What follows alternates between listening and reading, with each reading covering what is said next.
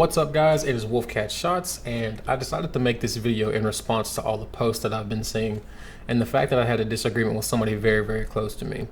I usually ignore comments like these, but this one kind of hit home, so I decided to make this video. But before I get into the bulk of my opinion, I need to lay out the foundation of my mind. I look at most things through the lens of an American. It's not that I'm a black man here in America. I'm an American man who just happens to be black. Once you understand this fundamental piece of me, you'll begin to understand why I have certain opinions. My skin color is largely irrelevant to who I am. It doesn't determine my views on politics, nor does it determine my views on race relations in this country. Now, some people will inevitably accuse me of being a self-hating racist and a race traitor. It's nothing I haven't heard before. I will ignore these comments. Let's look at the definition of racism. Racism is defined as a belief that race is the primary determinant of human traits and capacities, and that racial differences produce an inherent superiority of a particular race. But here's what people don't realize. When you look at the color of someone's skin and you say, oh, I know this person's views on this current event, you are committing an act of racism. When you think, oh, you're a member of this racial group, so you must have this opinion and this view on this issue, you are committing an act of racism. In other words, you're saying that I don't have the capacity to have an opinion that you don't think I should have based on my skin color. They promote racism and they don't even realize they're doing it. When people stop seeing themselves as individuals and they start seeing themselves as nothing more than members of a race only, there comes the collectivism and the groupthink. So when people call me a race traitor, that's racist in itself. Because in their small minds, they can't possibly fathom the idea of a person of color having an opinion that's not in line with the mainstream opinion or that's in line with the group, or whatever narrative is being pushed by the media. Accept your victim status as a black person here in America, or you're an Uncle Tom. This is a massive problem not only within the black community, but in the world in general. Instead of asking the person you disagree with how and why they came to the conclusion that they came to, it's now common practice to just block and unfriend people. That's the current dichotomy that we live in, and it is sad. It is sad. Agree with me, or you're a racist, a race traitor, a sexist, a homophobe, a white supremacist, the list goes on. See, I remember when all you had to do was attach one of these labels to somebody and that was enough to cry bully them into silence. And it worked for a very long time. People in the media would get shut down when they would be called a racist because that was just a quick buzzword that everyone could attach to. But that's just childish. You're just shielding yourself from opinions that don't conform with yours. That's not how the world works. That's how it works in an echo chamber where you're surrounded by nothing but people who share your same viewpoint. And when you come out of that echo chamber and when you encounter someone that looks like you but doesn't have the same view on a certain issue, you view this person as a race traitor because you're a racist. It's that simple. Because you see, racism in 2020 is not just calling somebody a racial slur. Racism is also when you prescribe thoughts and opinions to somebody based on their skin color. Oh, wait a minute. You're this skin tone, you're this skin color, so you must vote for this candidate, or you must do this thing. You must have these thoughts and opinions.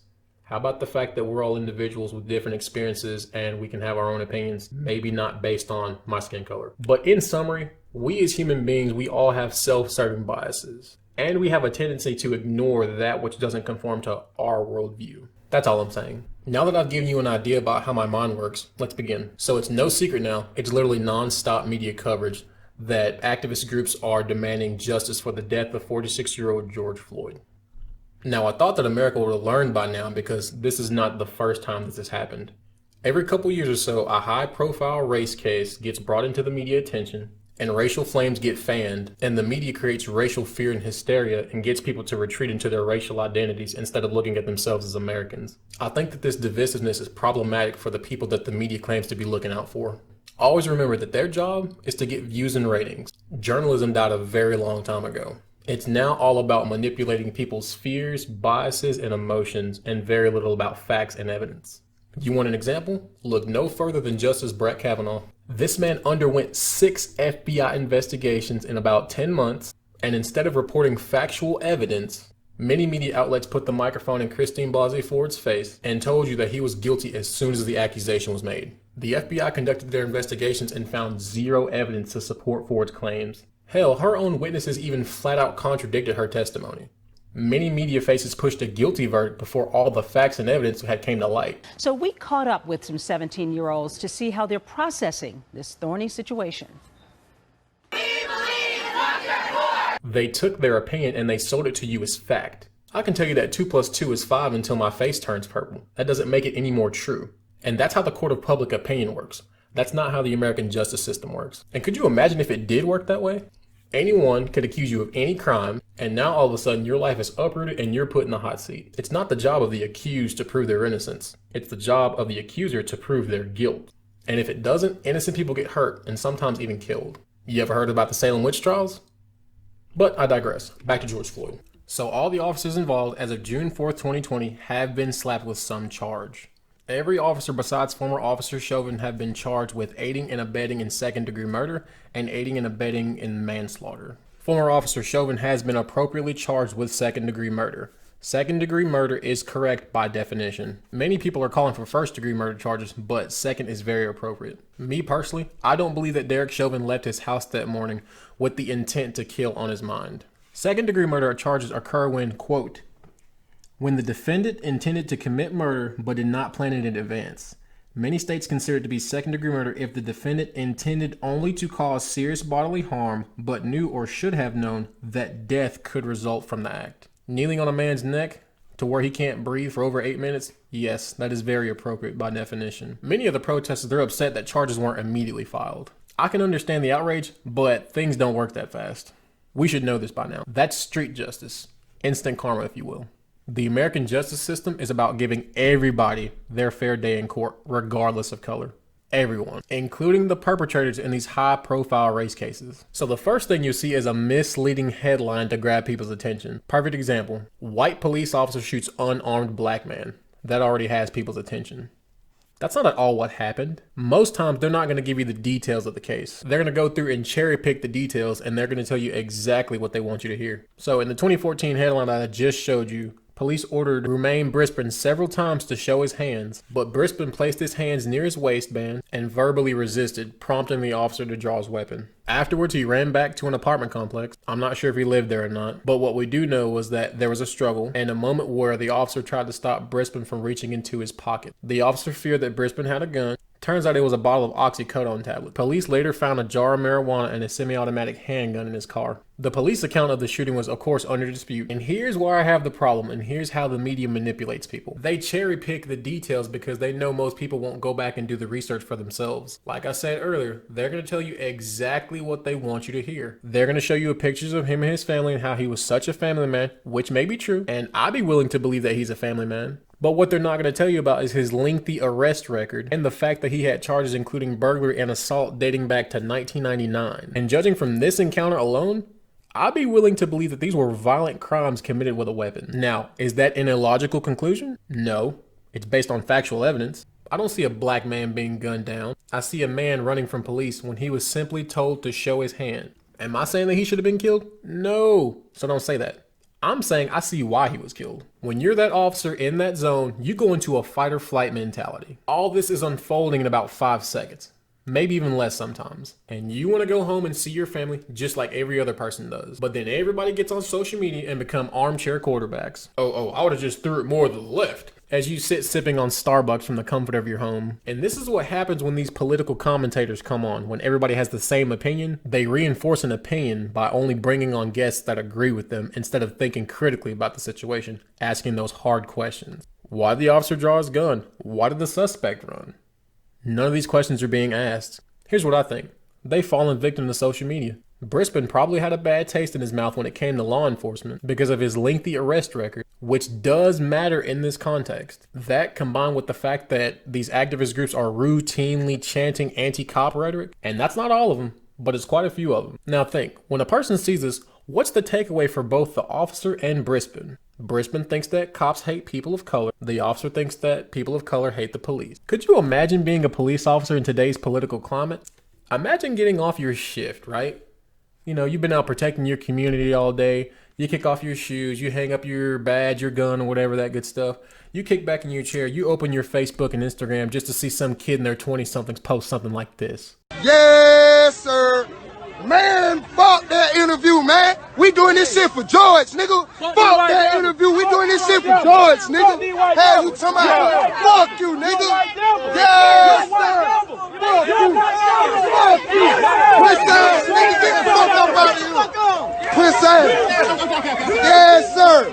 That's us, nigga. Fuck, let me see that. Hey, hold on. Let's go. Go up. Go up. Go up. Go up. Hey, what's the news? Go up. Hey, we're news. Go up. Yes, sir. Yes, sir. You see what the fuck is going on? Free right low, bitch. Yes, sir. Pop shit. Let me see it. Hey, I'm finna drop my mixtape called Fuck 12. Do this shit for George. Fuck 12. Do this shit for George. Fuck 12. Yeah, do that shit for George. Fuck yeah. Hey, do that shit for George. Hey, fuck 12. Hey, do that shit for George. Fuck 12. Hey, do that shit for George. Fuck 12. Hey, do that shit for George. Fuck 12. Hey, do that shit for George. Fuck 12. Hey, do that shit for George. Fuck 12. Hey, do that shit for George. Fuck 12. Hey, do that shit for George. These guys, without question, are acting in the name of George Floyd. Now, I'm not saying that this is every single protester or every single protest, but remember, there are quite a few just like this. Here's what people are missing. Even though I believe that these don't represent the vast majority of the protests out there, these speak volumes and volumes louder than any peaceful protest ever could. And the reason I say that is because imagine if some young boy or some child who's already suspicious of police sees something like this. It creates another generation of people who believe that the police are out to get them simply because of the color of their skin. But if you're an officer, you're thinking, weren't these the exact same kids that you protected and counseled them when you were their school resource officer, ensuring that their schools didn't get shot up? Oh, how quickly do we forget. Now, I'm not going to name these officers personally, but if you went to school with me, you know exactly who I'm talking about, especially middle and high school. We had an SRO. A damn good one at that. So don't make it about race. That's misleading and disingenuous to frame it as such. That's not at all what happened. Hey, and these ain't just my words. These are Romaine's mother's words. This had nothing to do with race. This is about Romaine and the wrong that was done to him. And I want people to focus on that. If they want to rally, let's support him positively. Outstanding. My props to this woman and her family. She is a woman of logic and a woman of reasoning. Police already have a tough job, and social media is a curse and a blessing to them. But things like this do not help at all. Now, just because you are free to do things doesn't mean that you should. Shit together, boy. Tighten up. Iron them motherfucking jeans, boy. Fuck y'all doing out here inspection time. Look at your dirty ass, boy. You one of them goddamn trailer park boys, huh? Get your shit together, man. You was almost there, boy, but look at them goddamn shoes, boy. What the fuck is those, boys? Stupid ass, boy. You need to find something to do, boy, on me. Boy, on me, boy. Your whole helmet don't fit. Small ass, boy. Stupid ass, boy. Ugly ass, boy. Beetlejuice built ass, boy. Ugly ass. Come here, boy. I ain't want to say nothing about you, boy, because I know you. Is that you? Stupid ass, boy.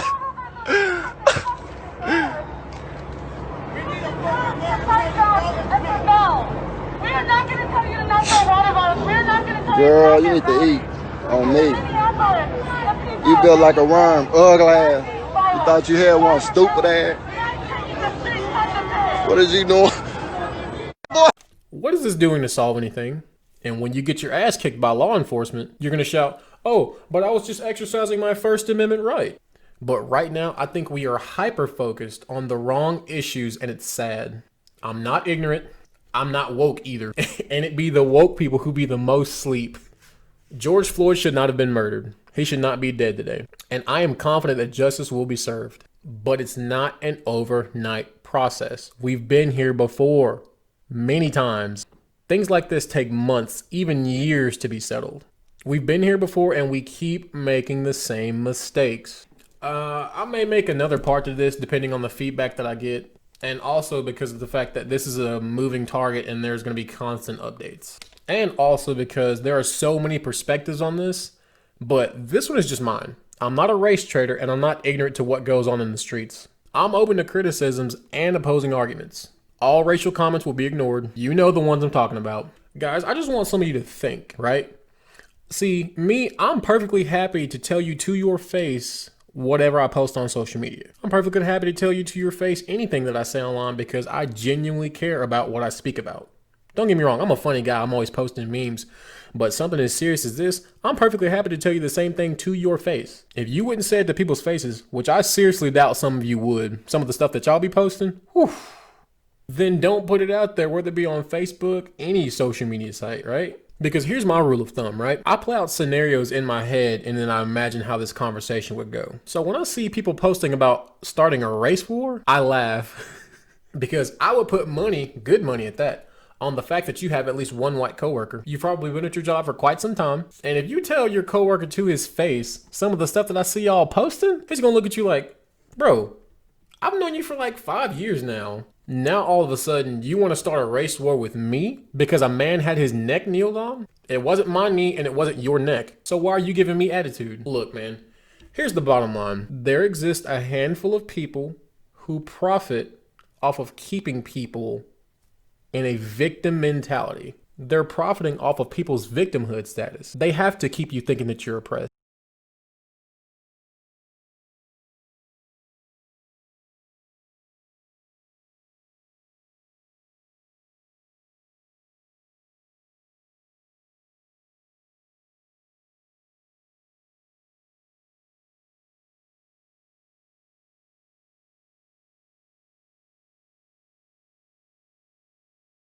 Thing I am certain about though is that the media is constantly trying to divide us and keep us from focusing on the real issues plaguing minority communities.